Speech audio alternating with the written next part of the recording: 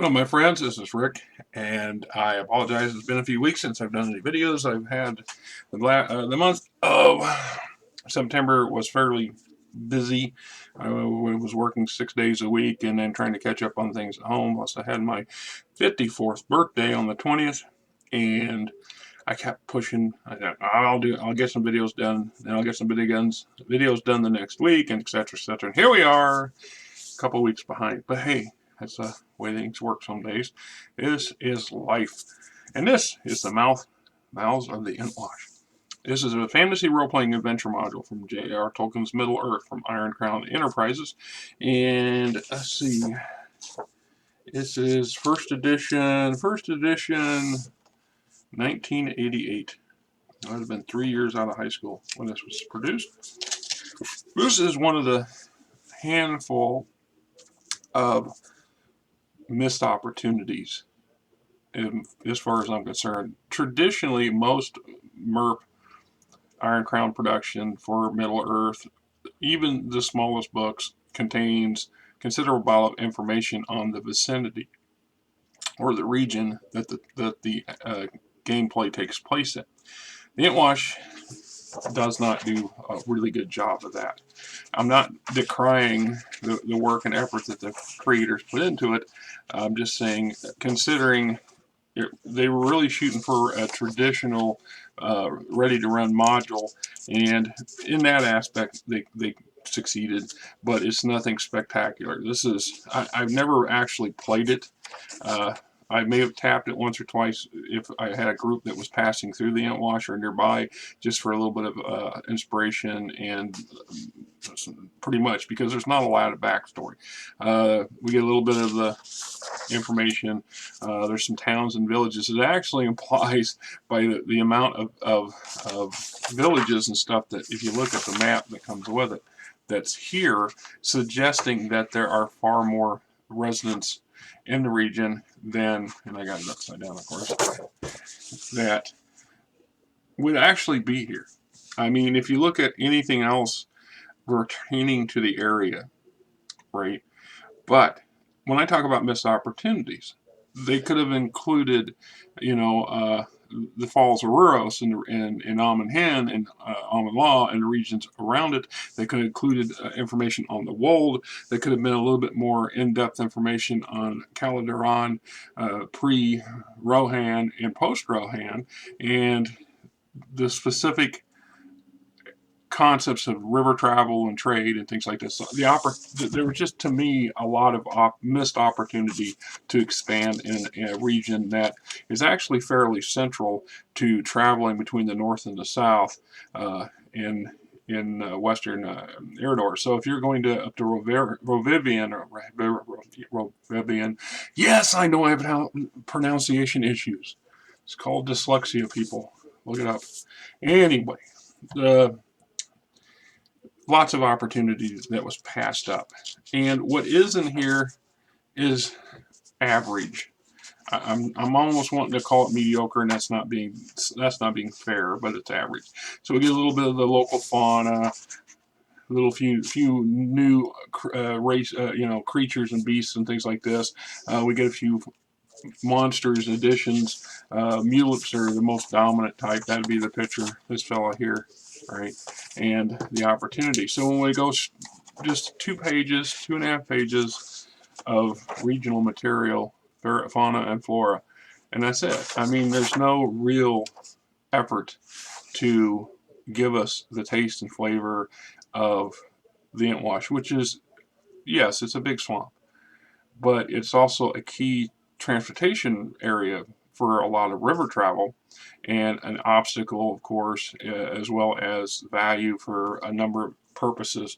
Travel is just the least of them. So I'm of the opinion that they could have done more, and that they could have included more information. If they just couldn't come up with enough stuff to give us a really deep, really enriching view of this area of Middle-earth, they could have expanded just a hair and included the key locations around it. Maybe they intended later to come out with a source book for it. Maybe they, whatever. But if you look at the overall scheme in first edition stuff, I can't speak for the second edition, third edition stuff that came later. Other company manufactured material. I'm just speaking for Iron Crown's version of MERP. You have extensive amount of information to the north when you got a two-part and later a single-part condensation of Mirkwood. You have Gondor and Rohan to the south and to the southwest and west. You've got Fangorn Forest, you've got Lothlorien and Moria. So the surrounding areas are well developed in their individual source books and game books. But this central location that kind of centers around all those other locations center around, it's been left dry and poorly covered in my eyes. So when we get into things like the adventures and stuff, they're okay, but they're once again they're run of the mill. To me, and I'm not, maybe I'm being disingenuous, and if you guys think otherwise, by all means, please correct me or put your opinions and comments in the comment section as for what it's for. That sometimes a creator or writer comes up with an idea and it's an awesome idea in their mind, but they're handicapped or hamstrung by a convention, a specific style of convention. So if you are a dedicated grow-up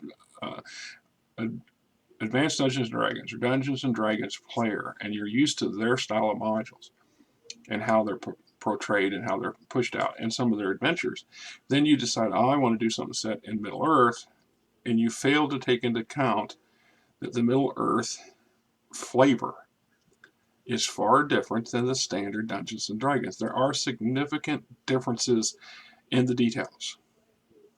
Just saying, right? So we got a smuggler's tale, and basically you're hired to help clear out a group of smugglers, and it turns into some weird race.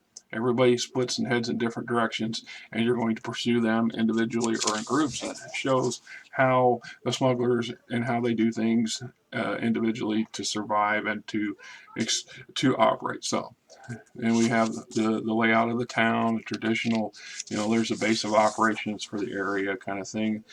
We got some general sites of interest. So we got the layout for the smugglers cave and a few other places by the river. Once again, kind of bland.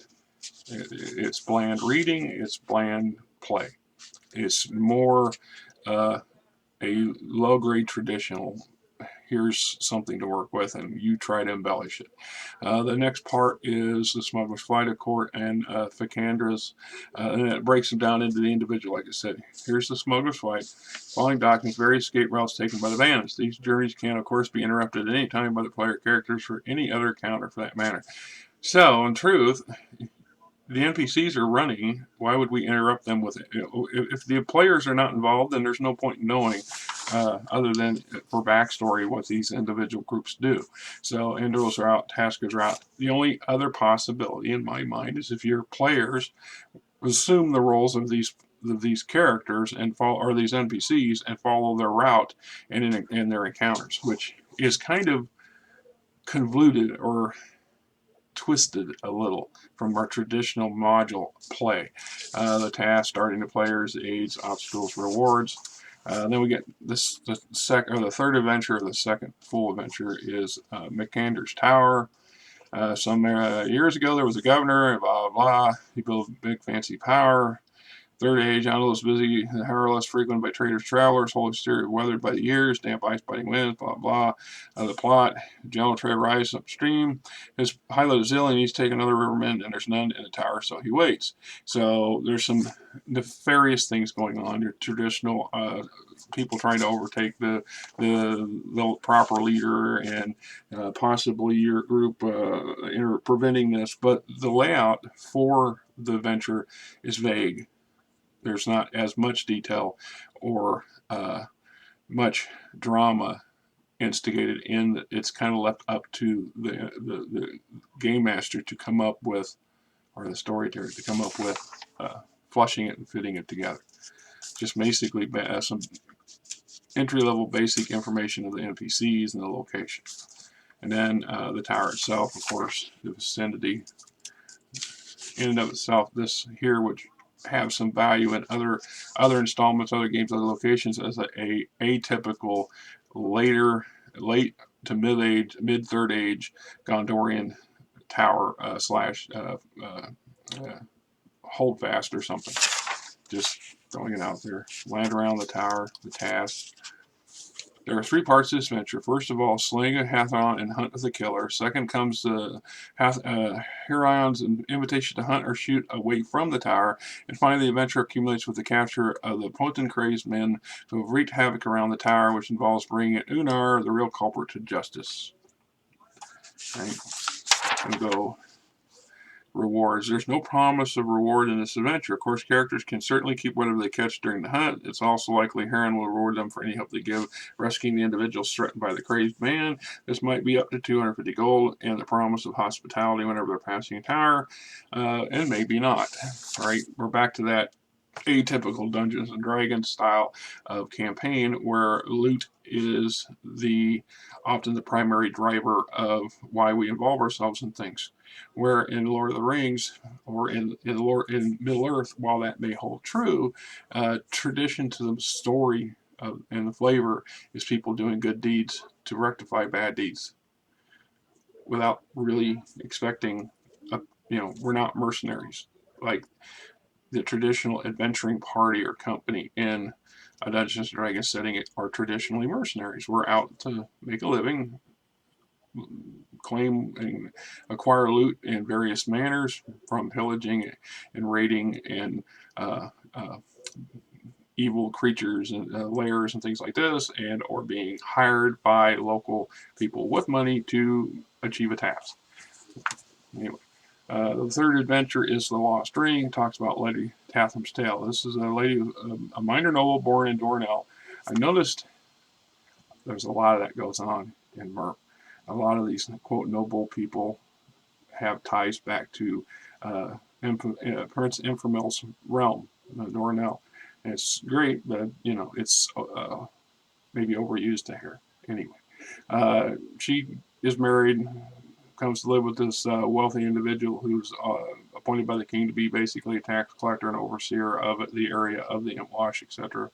And has a love affair. He passes away. She blah blah blah. Her ring's lost, and then she's looking for somebody to help her find it. And then there's other things going on, of course, in between. And it's okay.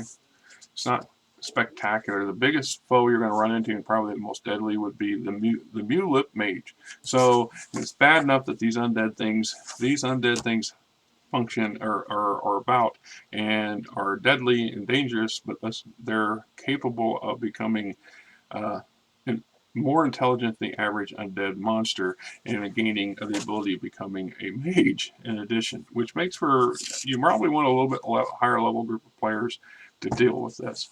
And there's our NPCs for the area of the adventure.